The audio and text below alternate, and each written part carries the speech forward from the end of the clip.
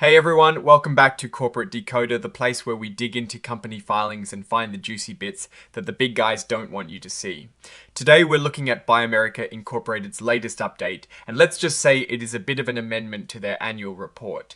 It seems like they're not quite ready to show us everything just yet, but we're going to decode what we can. So what is the big deal with this filing? Well, it is not a brand new report. It is actually an amendment to their annual report from August. They're recalling it Amendment Number 1, and they're essentially updating a few sections, specifically Part 3, which covers things like who is running the company, how much they're getting paid, and who owns the most stock. Think of it as a company giving a corrected version of a chapter in their yearly book. BIOMERICA Inc. is a company we've looked at before, mostly dealing in medical diagnostics. They aim to develop and sell innovative diagnostic products that are quick and accurate for diseases and conditions. Now, before we get into the nitty-gritty, there is a significant detail they highlighted early on.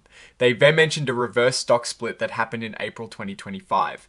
This is where a company reduces its number of outstanding shares by combining them, usually to make the stock price look higher or to get listed on certain exchanges. They also adjusted the numbers to reflect this, so keep that in mind as we go through. The reason for this amendment is that they're not filing their official shareholder meeting report within the usual time frame, so they're using this as a vehicle to update those specific sections we mentioned earlier. They aren't including any new financial statements in this amendment, and they're clarifying that. Let's dive into the leadership and governance. This section tells us who is in charge and how the company is run at the top. First up, we have Zachary Irani. He is the Chief Executive Officer and has been a director since 1997. He has also been with the company since way back in 1986, so he knows this business inside and out. They seem to believe his extensive knowledge of the company's business, his financial expertise, and his education make him a solid choice for the board. He also previously chaired another medical device company. Then there is Alan Barbieri serving as Executive Vice Chairperson and Corporate Secretary. He's got a deep background in finance, including investment banking, and has led several companies, both public and private. He's also an MBA from MIT, which is pretty impressive. His experience as a CEO and CFO of various institutions, plus his time as a board member elsewhere, makes him a valuable asset. Dr. Jane Emerson is a director and has been since 2007. Her background is in clinical pathology and she holds significant roles at the University of Southern California Keck School of Medicine. Her extensive education, her experience in the clinical laboratory sector, and her knowledge of diagnostic tests and regulatory processes are highlighted as her strengths. Catherine Koss served as a director until June 2025. She had a long career as a senior partner at Deloitte, a major accounting firm where she focused on the life sciences industry. Her experience includes advising many large and medium-sized public life science corporations. She also has experience on the boards of other medical technology companies, focusing on audit and compensation committees. Eric Bing Chin joined the board in June 2025. He is currently the Chief Financial Officer of Aikido Labs and has held CFO roles at other publicly traded companies, including Astrana Health. His experience includes working in finance leadership at major companies like Public Storage and Alexandria Real Estate Equities. He is also a CPA and started his career at EI, another big accounting firm. His financial expertise and experience as a CFO in healthcare are seen as key qualifications. David Monteziti joined the board in September 2020. He has been the president and CEO of Evolus, a life sciences company, since 2018. Before that, he held leadership positions at Allergan, a major pharmaceutical company, in their medical aesthetics divisions. His experience as a CEO of a public life sciences company and his marketing and sales background are considered valuable. Looking at just the executive officers, we have Zachary Irani as CEO, Alan Barbieri as Executive Vice Chairperson, and Gary Liu as the Chief Financial Officer. Gary Liu joined as CFO in March 2023 and brings over 20 years of experience in corporate strategy, financial management, fundraising, and mergers and acquisitions. He has worked with various sexy publicly traded and private companies, including roles as Controller and Vice President of Finance at companies like Happy Money and Verb Technology Company. He started his career at Ernst & Young. His accounting and financial management background is clearly a strong point. The company also provides a board diversity matrix. As of the 30th of September 2025, they had 5 directors. Out of these, 1 is female and 4 are male. Looking at demographic backgrounds, 1 director identifies as Asian and 3 as white, with 1 director identifying as white and also female, and 3 identifying as male and white. It is good to see them laying this out though, there is always room for more diversity. The board met 8 times during the fiscal year that ended in May 2025. They also acted by written consent a few times. The audit committee was busy, meeting 7 times. The compensation committee met 4 times, and the nominating and corporate governance committee also met 4 times. It also notes that all directors attended at least 75% of the meetings for the board and the committees they were part of, which is a good sign of engagement. This committee is all about finding and evaluating potential new directors. They look for candidates with diverse experience in business, technology, finance, corporate governance, and more. They do consider diversity as a factor but do not have a formal policy on it. They will consider nominations from stockholders if the proper procedures are followed. This committee handles executive and director pay. They review compensation plans, performance, and recommend pay levels. They also look at incentive plans and equity awards. They do get input from the CEO and executive vice chairperson and gather industry compensation data to help them make decisions. The audit committee is responsible for overseeing the company's accounting, financial reporting, and internal controls. They are also in charge of selecting the independent auditor and making sure that auditor remains independent and performs well. They have direct access to all employees and the auditor. The committee has determined that Eric Bing Chin is an audit committee financial expert and that all members are financially literate and meet independent standards. The board regularly reviews director independence based on SEC and NASDAQ rules. They've determined that Eric Bing Chin, David Moataz DI, and Jane Emerson are considered independent directors. This is crucial for good governance, especially for those on the audit and compensation committees. The board has the flexibility to decide if the CEO should also be the chairperson. Right now, they haven't appointed a new chairperson, indicating they might be separating these roles or are in the process of deciding. The board is responsible for overseeing major risks like financial cybersecurity and compliance risks, while management handles the day-to-day risk management. The Audit Committee and Compensation Committee have specific oversight roles for certain categories of risk and report back to the full board. The Audit Committee discusses significant risk exposures with management, and the Compensation Committee reviews risks related to compensation plans.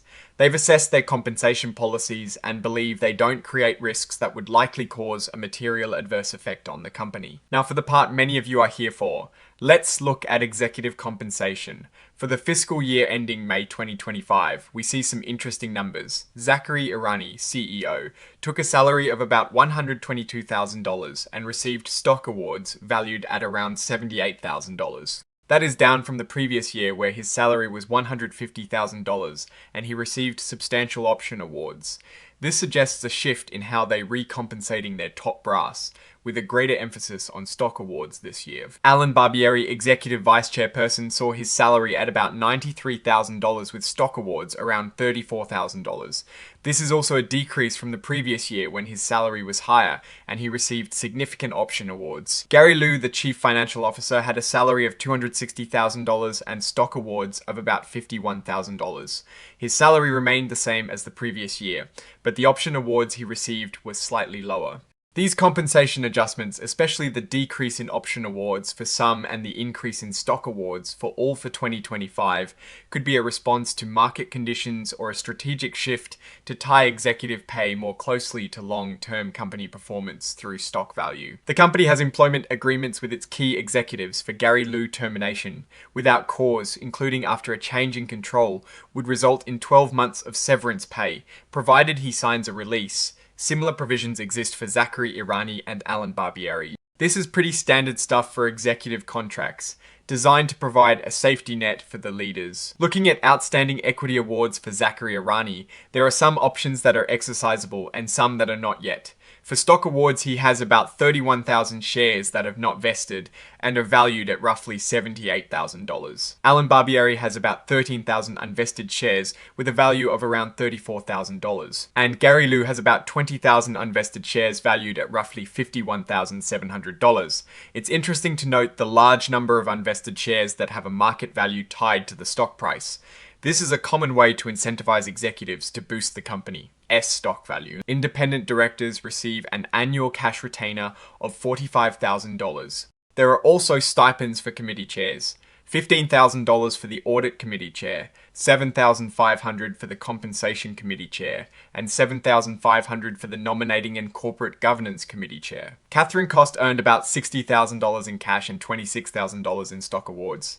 She had over 22,000 option awards outstanding and about 10,000 restricted stock shares. Dr. Jane Emerson received about $52,500 in cash and $26,000 in stock awards. She has a substantial number of option awards outstanding, over 297,000, and about 10,000 restricted stock shares. David Motazetti received $52,500 in cash and $26,000 in stock awards.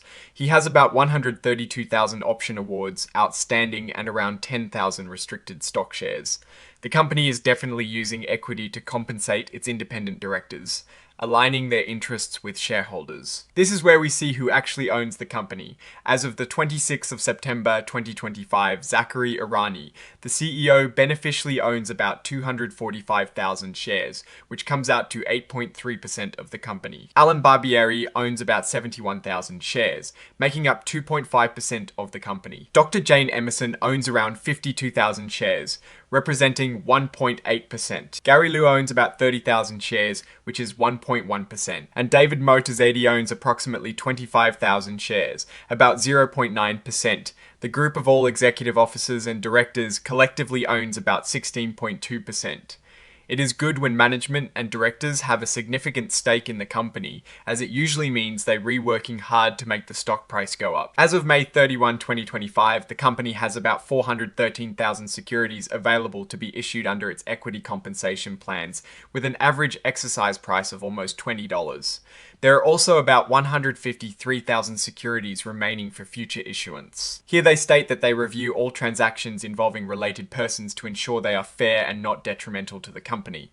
They haven't proposed any significant transactions outside of executive and director compensation since the previous June. Let's talk about the auditors for the fiscal year ending May 2025.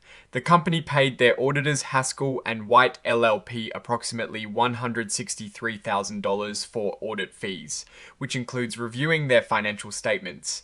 They also paid about $21,000 for tax fees and about $8,000 for other fees. The total for 2025 was around $192,000, up from about $177,000 in 2024. The Audit Committee has confirmed that these services have not compromised the auditor's independence. They also have a policy that requires advance approval of all services provided by their independent registered public accounting firm. This last part is essentially a table of contents for all the supporting documents they've filed.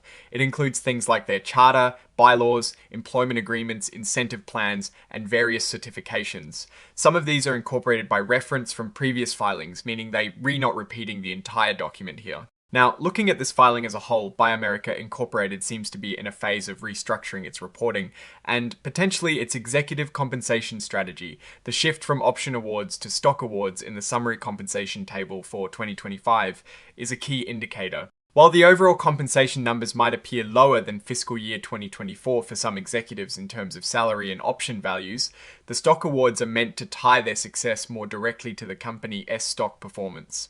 One major strength of BIOMERICA is its long-standing leadership, particularly with Zachary Irani, who has been instrumental in the company's journey since its early days. This deep institutional knowledge can be invaluable, but it also carries the risk of resistance to change if the company isn't adapting quickly enough to market dynamics. A notable risk here is the amendment itself. While they explain it is due to filing timelines for shareholder meetings, any amendment to a key filing can raise questions about transparency and the completeness of information. However, the fact that they are providing the updated Part 3 information, which includes crucial details about leadership, executive pay, and ownership, is positive. The increase in auditor fees, though not substantial, could point to ongoing complexities in their financial reporting or an expansion of services, which the Audit Committee has deemed appropriate and not damaging to auditor independence. In conclusion, BIOMERICA Inc. is showing a move towards aligning executive and director incentives with shareholder value through equity. The company's leadership has significant experience and the governance structure appears to be in place, with committees actively overseeing key areas like compensation and audits. However, the reliance on stock awards will mean their executives' fortunes are now more directly tied to the market's perception of BIOMERICA's future. The real question for investors will be how effectively this compensation strategy translates into tangible business growth and improved financial performance in their diagnostic sector. What do you think about BIOMERICA's strategic shifts in executive compensation and their reporting approach? Let us know your thoughts in the comments below. If you found this breakdown helpful, please give this video a thumbs up and subscribe for more. And don't forget to join our Discord community linked in the description for even deeper dives and discussions. Thanks for watching, and we'll see you in the next one.